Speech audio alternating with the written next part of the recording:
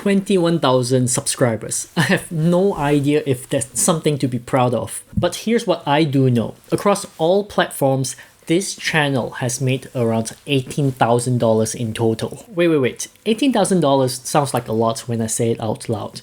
But is it really for the amount of work I put in? Now, if you think AdSense is where most of that came from, that's what I thought too. I was wrong. And look, I'm not a full-time YouTuber. I'm not pulling millions of views. That's actually the more interesting question here, and we'll get to that. And before you assume I'm some kind of optimized monetization machine, I'm really not. I still have a full-time job. This channel was never my main thing. The $18,000 didn't come in 1 year. It's a lifetime, spread across several years of just uploading. I have no course funnel, I have no mastermind, I got no big brand deals I chased down. I didn't cold outreach to anyone. To be honest, I probably left a lot of money on the table, but that's kind of the point because this is what happens when you treat YouTube as a leverage and not as a job. And that distinction matters a lot for what I'm about to show you. So let's start with AdSense, the one everyone talks about. Lifetime, AdSense paid me around $12,000. Last year alone, about $1,500. And look, I'm not going to complain about that. It's completely passive. Don't need to negotiate, don't need to do any outreach, don't need to chase anyone. I just uploaded videos and the money showed up. For someone like me who hates selling, that's actually ideal. It's predictable too. I can roughly estimate what's coming in based on my views. There's something comforting about that certainty. But here's the thing I had to be honest with myself about. AdSense is capped, not by effort, not by skill, but purely by views. So if you want to get paid more, uploads more, gets more views. That's the only lever you have. So $12,000 over several years of uploading, when I break that down, it's actually not that impressive, don't you think? AdSense rewards volume, not leverage, not how big your YouTube channel is, but how much attention you can pull in. And that's why it's not the most interesting number in this breakdown. Now, this one surprised me a little. Sponsorships total is about $4,000, but here's the context that makes that number interesting. That came from just 4 deals. 4 videos, roughly $1,000 each, and most of those brands reached out to me. I didn't chase them heavily. This sounds great on paper, but let me be honest about what sponsorships actually cost you, because it's not just time and effort. There's negotiation involved, back and forth emails, figuring out what you're worth, finding an angle that benefits your viewers and your sponsor, deciding when to push back and when to just take the deal. That takes a certain kind of emotional energy that AdSense never asks of you. But did you notice that one sponsor paid me almost as much as my 1 year of AdSense revenue combined? Let that sit for a second. 4 videos, same payout as a huge chunk of my passive income. That's high leverage per video. Now I know what you're thinking. If that's the case, why don't I just do more of it? Well, it's not that simple. Sponsorships aren't infinitely scalable. You need positioning, you need credibility, you need to actually be someone a brand wants to be associated with, and you need enough relationship skills to close it without feeling like you're begging for a sponsor. And all those skills and reputation takes time to build. Most of the time, years to build. Not to mention, I can't pick sponsors that don't align with me and my audience. It ends up backfiring. There's a lot of variables, and for someone who just wants to upload and not think about it, it's not always the right move. It is inconsistent, it is high impact, it is high energy cost.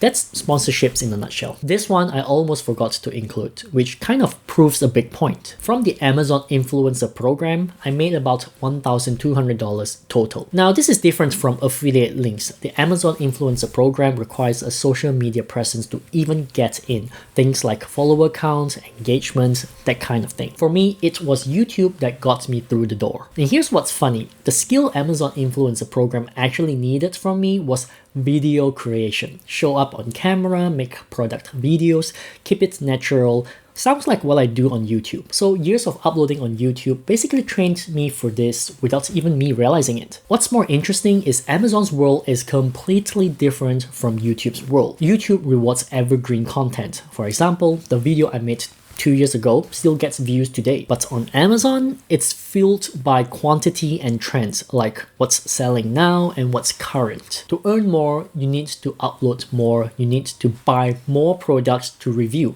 and you need to do that consistently to stay on top of current trends. So it operates on a completely different logic to everything I do on YouTube. But will I even have an Amazon influencer account if it wasn't for my YouTube channel? Not a chance. That's the thing about YouTube as leverage. Sometimes the return isn't even on YouTube itself, and you can use the channel to make money elsewhere. Alright, now we get into the experiments. And I'm calling them experiments because honestly, I don't know what else to call this. I'll just cover 3 things, which are Udemy, Buy Me a Coffee, and coaching.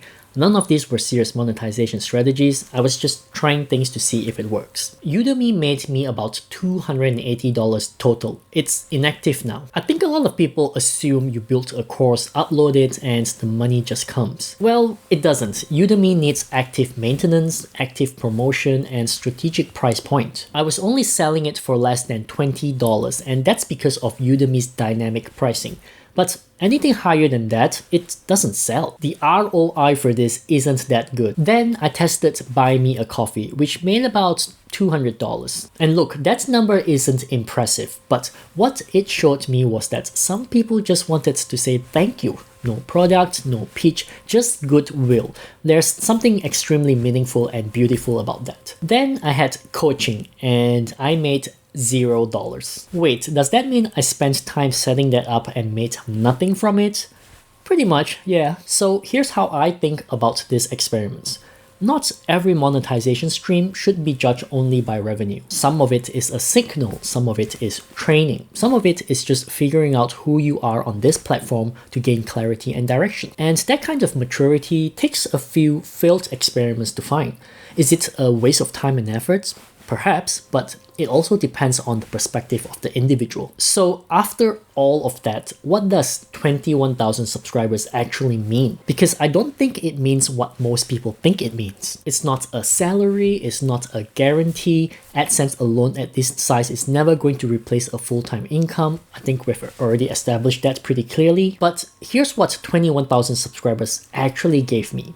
Trust. And trust is the thing that made every single income stream in this video possible. The sponsorships came because brands trusted my audience was real. The Amazon influencer program came because a platform trusted I had presence. Even the $200 I made on Buy Me a Coffee came because a handful of people trusted me enough to just hands me over money without expecting anything in return. Audience is trust, trust is options, and options are flexibility. And flexibility is something a lot of creators with way more subscribers than me don't have, because they are optimized for views, not leverage. Most creators are chasing the algorithm. More views, better thumbnails, trending topics. And look, I've done all of that too. But the creators I think who are actually winning are the ones who are asking a different question. They are not asking, how do I get more views? But they're asking, how does this channel create options for me? You don't need millions of views for that. You need alignment. You need the right audience, the right content, pointing in the right direction. So here's what I will leave you with, and I'm genuinely curious about this. If you had 20,000 subscribers tomorrow, how would you actually monetize it?